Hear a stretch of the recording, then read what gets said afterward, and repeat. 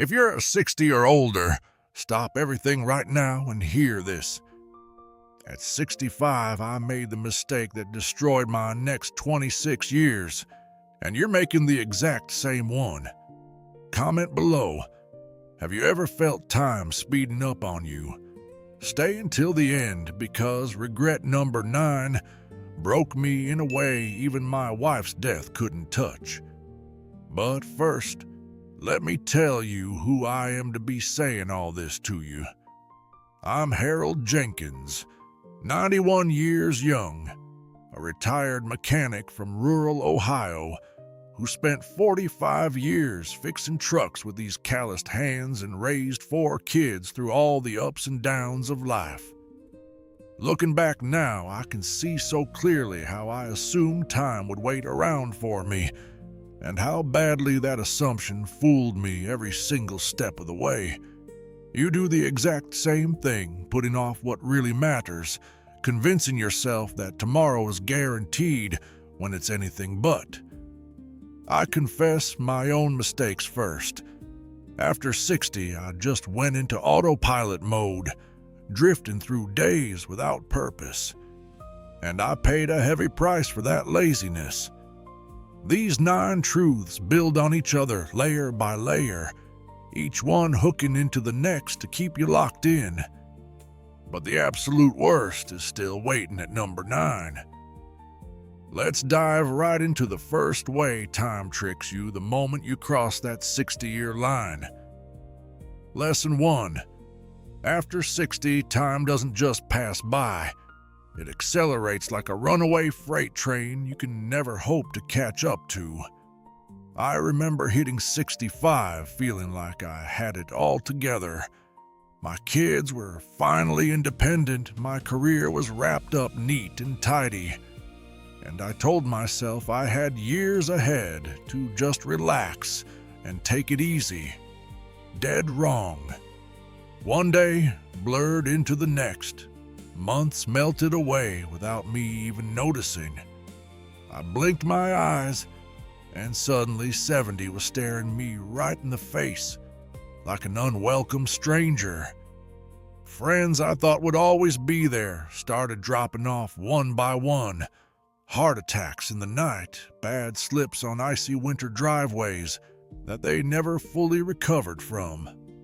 I ignored how fast it all moved because I was too busy wasting time on meaningless distractions like staring at the TV for hours on end. And you're chasing the same empty distractions right now, scrolling through endless social media feeds instead of actually living your days with intention. Comment below what your biggest fear about getting older really is.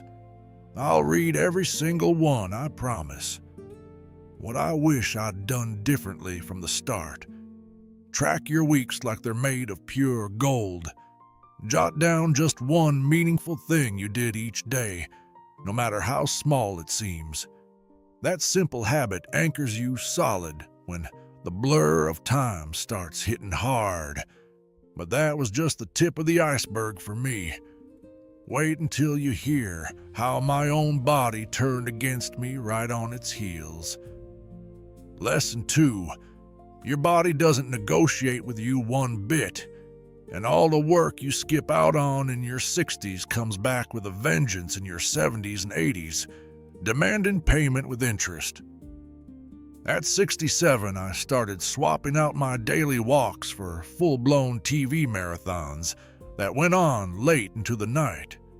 By 75, those same stairs in my house had turned into impossible mountains I had to plan every step for. Now here at 91, even something as simple and joyful as hugging my grandkids tight brings a sharp pain if I'm all stiff and creaky from neglect. I look around and see other folks my age still powering through life with real strength, lifting weights at the community center, swimming laps 3 times a week, staying spry and full of energy well into their 80s, while I'm left shuffling along like a shadow of the strong man I used to be. My biggest mistake was waiting around for some burst of motivation to strike. The real truth is, you have to start small right now, today. Commit to just 10 minutes of real movement every single day, and watch how that builds the strength your future self will desperately beg you for when you need it most. Save this video right now to show a father or mother in their 60s who needs to hear it. Trust me, they'll thank you later.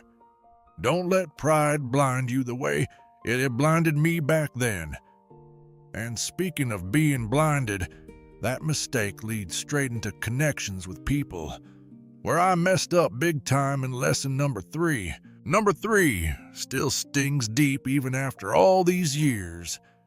I flat out stopped reaching out to people, letting my once strong circle of friends shrink down to almost nothing without me even fighting for it. Back in my late 60s, I had 5 really close buddies from all those years working side by side at the garage. I figured that was plenty, that we'd all grow old together trading stories over coffee. But then the losses started piling up one after another. Cancer diagnoses that came out of nowhere, quiet strokes that stole their sharp minds. And before I knew it, those Friday night dinners had turned into me eating alone at a table set for one. Family love is wonderful, don't get me wrong. They'll always be there for you in their own way, but they can't truly fill that unique gap left by people who knew you wild and young in your 40s, who shared the raw building blocks of the man you became. So many others in their 60s and 70s do exactly what I did, clinging desperately to their old groups while missing out on the fresh sparks that come from new connections at local clubs, classes, or even church groups. I learned this lesson way too late.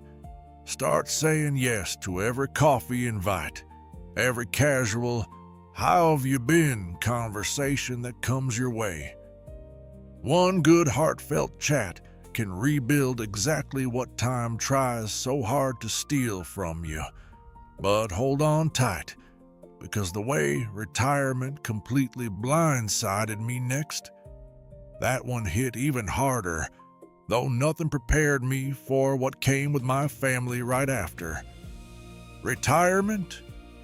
Oh, I was picturing total freedom, a wide open horizon of possibilities, but instead, it ripped the cover right off my empty core and left me exposed. I pulled the plug completely at 66, thinking my only plan of golf outings a couple times a week would keep me happy. But that got old fast, real fast. The days started dragging on forever with no structure. I wandered around my own house aimless, my whole sense of identity vanished like smoke in the wind. I see so many other retirees who dive headfirst into that same void, but come out thriving because they built hobbies long before they needed them. Tending beautiful gardens that bloom year after year, volunteering at local shelters where they're truly needed, or picking up painting classes that light up their world, while I just sat there staring at blank walls, wondering who I even was anymore. My critical error was tying every ounce of my purpose to those weekly paychecks rolling in. The fix you need to start today: build your own sense of direction early by picking 3 real passions to chase each week. No excuses. That turns so-called free time into high-octane fuel instead of the thick fog of boredom that swallows you whole. And that creeping emptiness, it almost shattered my marriage completely, too. Which brings us right into lesson 5, the one that cuts deeper than anything I've shared so far. Number 5 hits like a sledgehammer to the chest. I robbed precious time from my wife, always assuming we had forever stretching out ahead of us like an endless road.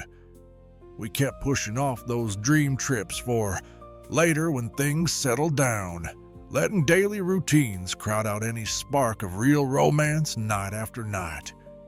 By the time we hit 80, our health had slowed us both down to a crawl. All those chances for spontaneous adventures, long sunset walks, or just laughing together until our sides hurt. They slipped right through our fingers like sand. She's gone now, and those missed moments haunt me quieter but sharper than any argument we ever had in our 50 years together. Couples everywhere fall into the exact same trap, delaying simple date nights or weekend getaways, fooling themselves that their energy and health will magically bounce back someday. It never does. Carve out those sacred slots on your calendar every single week. Even when you're bone tired and life feels overwhelming, make them non-negotiable. Comment below, what's one trip or moment you've been putting off with your partner? Her laughter echoing in my memories now, beyond priceless. But the live, breathing ones in the moment, they beat faded echoes every time. And speaking of holding on too tight, Lesson 6 shows how the grudges I nursed stole a piece from me that I can never get back. At 68, I completely froze out my own brother over some stupid money disagreement, justified in my stubborn mind back then, but looking back now, nothing but pure foolishness on my part. He passed away suddenly at 72, and we never exchanged another word. That door slammed shut forever. My pride was just dressing up my deep fear of being wrong, keeping me locked in place. So many families out there right now are doing the exact same thing, nursing old feuds that rot them from the inside out year after year. Drop it fast. Pick up that phone today and make the call. Awkward words today beat an eternal silence tomorrow every single time. And with my grown children, I nearly lost them forever by shoving unwanted advice down their throats. That cost me more than I ever imagined. Stick around for Lesson 7. When my kids were all grown and starting families of their own, I kept pushing solutions during every visit in my 70s, quietly doubting every choice they made along the way. They started pulling back hard. Phone calls got rarer and rarer, visits shorter each time. I thought I was helping them out. What they really heard was judgment, plain and simple. Nowadays, we finally bond again over shared stories from our lives, with me keeping my listening ear wide open instead of jumping in with fixes. Parents just like me fall into that lecturing habit from years of raising little ones, and it only widens the gaps they never see coming. The real shift you need: move to pure presence. Ask real questions. Don't hand out commands. That simple change mends what careless words have broken wide open. But the sneakier thief of memory is lurking right up ahead in Lesson 8. Number 8 caught me completely off guard. I trusted my memory to hold on to everything forever, but it let go of precious stories I never bothered to write down. Names of old friends, the exact way my dad used to laugh during family gatherings, those carefree laughs from my wild youth. They all vanished into thin air by 85, leaving painful gaps I can't fill. Folks today lean on their phones for photos, but skip the real journals that capture the heart of it all. Start tonight without fail.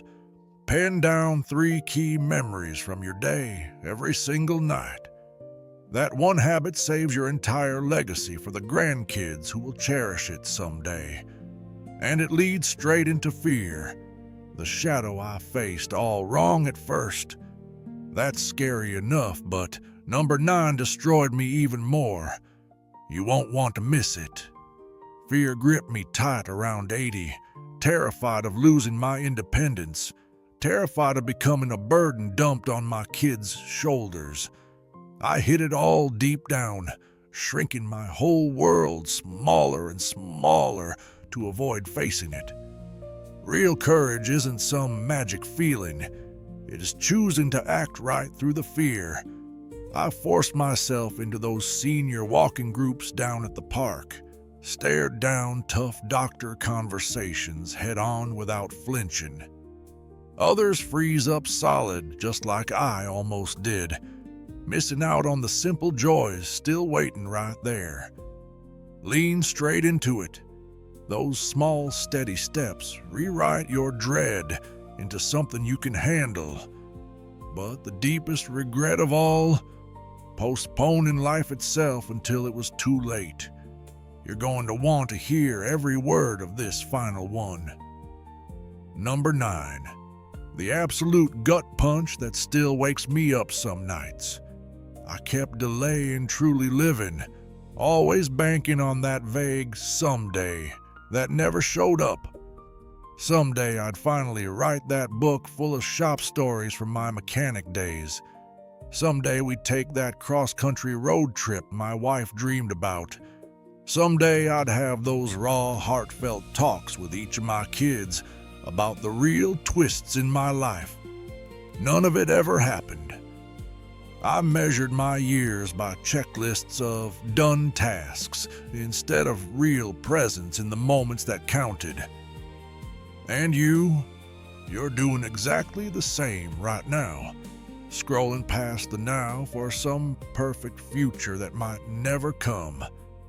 My fix learned far too late. Treat every single today like the irreplaceable gift it truly is. Make one bold yes to life every day. No excuses, and watch how it shifts your entire world from gray to alive. But it doesn't end there. Ecclesiastes 3:1 reminds us perfectly, to everything there is a season and a time, to every purpose under heaven. Time is the ultimate gift. Don't throw yours away waiting. This is Harold Jenkins signing off at 91, after a long road of hard lessons. Time doesn't owe us any do-overs. Grab yours with both hands while you still can. Thank you so much for staying with me through every one. Drop your number 1 regret in the comments below. Share this with someone over 60 who needs the wake-up call. And hit subscribe for the next one. 7 habits that fill empty homes back up. Take good care of yourself out there.